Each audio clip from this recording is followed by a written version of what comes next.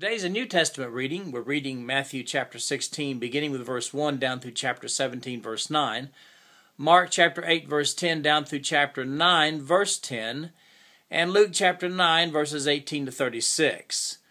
Matthew, Mark, in the first passage of Scripture that we're looking at today, they record another Pharisee incident. And as a result, because of what they say and what they do, Jesus calls them hypocrites.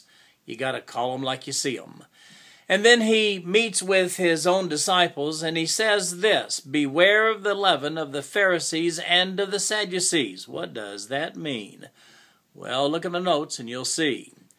Then Mark talks about a healing of a blind man. And it's interesting inasmuch as the blind man is healed in two stages.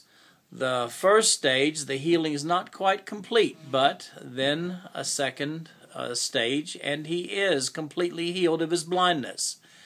And then Matthew, Mark, and Luke record Peter's defining moment.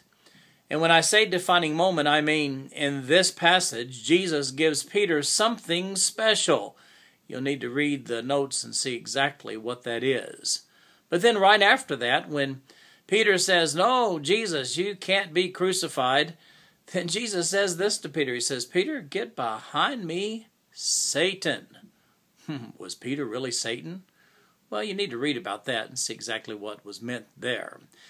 Then Jesus lists the difference between discipleship and salvation. There is a difference, you know, and it's important in studying the Gospels to understand exactly what that difference is, or you'll miss the mark when you study the Gospels.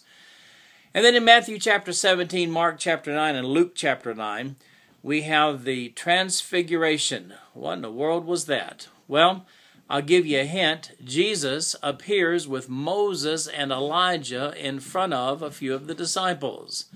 And that's what's in today's reading. I hope you enjoy it, and we'll see you tomorrow.